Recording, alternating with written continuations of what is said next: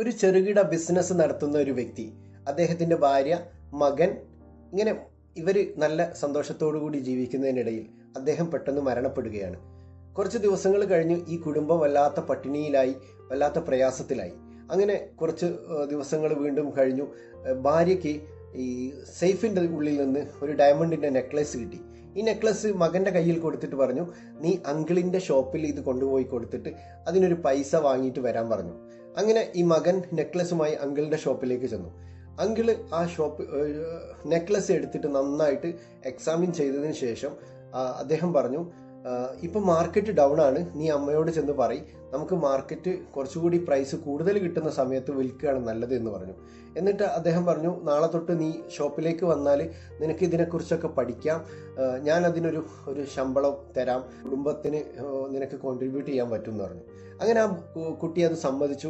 അവൻ എല്ലാ ദിവസവും അങ്കിളിന്റെ ഷോപ്പിലേക്ക് വരാൻ തുടങ്ങി. അവൻ നന്നായിട്ട് പഠിച്ചു, ഇതിനെക്കുറിച്ചൊക്കെ കൃത്യമായിട്ട് പഠിക്കാൻ തുടങ്ങി. അവനെ തേടി കുറെ കസ്റ്റമേഴ്സ് വരാൻ തുടങ്ങി.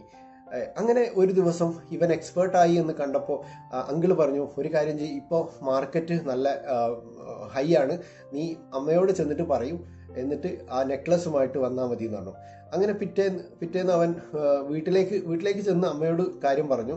എന്നിട്ട് നെക്ലസ് എടുത്തതിന് ശേഷം അവൻ തന്നെ ഒന്ന് അത് സൂക്ഷിച്ച് അതൊന്ന് ചെക്ക് ചെയ്ത സമയത്ത് അവന് മനസ്സിലായി ഇത് ഫേക്കാണ്, ഇത് ഡ്യൂപ്ലിക്കേറ്റ് ആണെന്ന് മനസ്സിലായി. എന്നിട്ട് അവൻ പിറ്റേ ദിവസം ആ നെക്ലസ് എടുക്കാതെയാണ് അങ്കിളിന്റെ ഷോപ്പിലേക്ക് വന്നത്. അപ്പോൾ അങ്കിൾ ചോദിച്ചു, എവിടെയാ നെക്ലസ് കൊണ്ടുവന്നില്ലല്ലോ എന്ന് പറഞ്ഞു. അത് ഞാൻ തന്നെ ചെക്ക് ചെയ്തപ്പോൾ എനിക്ക് മനസ്സിലായി അത് ഫേക്കാണ് എന്നുള്ളത്. അപ്പോൾ അങ്കിളിനോട് ചോദിച്ചു, അല്ല നിങ്ങൾ എന്തുകൊണ്ടാണ് അത് ഫേക്കാണെന്ന് അറിഞ്ഞിട്ടും എന്നോട് പിന്നീട് അത് സെല്ല് ചെയ്യാം എന്ന് പറഞ്ഞിരുന്നത്? അപ്പോൾ അങ്കിള് പറഞ്ഞു, നീ അത് ഫസ്റ്റ് കൊണ്ടുവന്ന സമയത്ത് നിനക്കതിനെക്കുറിച്ച് ഒന്നും അറിയില്ലായിരുന്നു.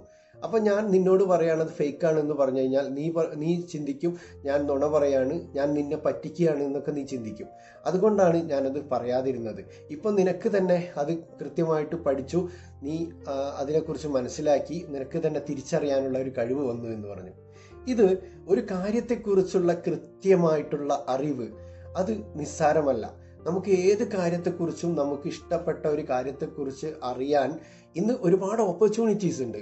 അതിന് കോളേജിൽ പോയി ഡിഗ്രി എടുക്കണമെന്നോ സ്കൂൾ വിദ്യാഭ്യാസം വേണോ എന്നൊന്നുമില്ല. നമുക്ക് പഠിക്കാൻ ഇഷ്ടംപോലെ അവസരങ്ങളുണ്ട്. നമുക്ക് ഇഷ്ടപ്പെട്ട കാര്യങ്ങളെക്കുറിച്ച് പഠിച്ചു കഴിഞ്ഞാൽ അതുമായി ബന്ധപ്പെട്ട് നമുക്കൊരു പക്ഷേ നല്ലൊരു കരിയർ ബിൽഡ് ചെയ്യാൻ പറ്റും, നല്ല ബിസിനസ് ഉണ്ടാക്കിയെടുക്കാൻ പറ്റും, ഒരുപാട് ആളുകളുമായിട്ട് റിലേഷൻഷിപ്പ് മെയിൻറ്റെയിൻ ചെയ്യാൻ വേണ്ടിയിട്ട് കഴിയും. ഇതൊക്കെ നോളജിൻ്റെ പവറാണ്. നമുക്ക് അറിവ് നന്നായിട്ടുണ്ടെങ്കിൽ ഈ കാര്യങ്ങളൊക്കെ സാധ്യമാണ്. Thank you.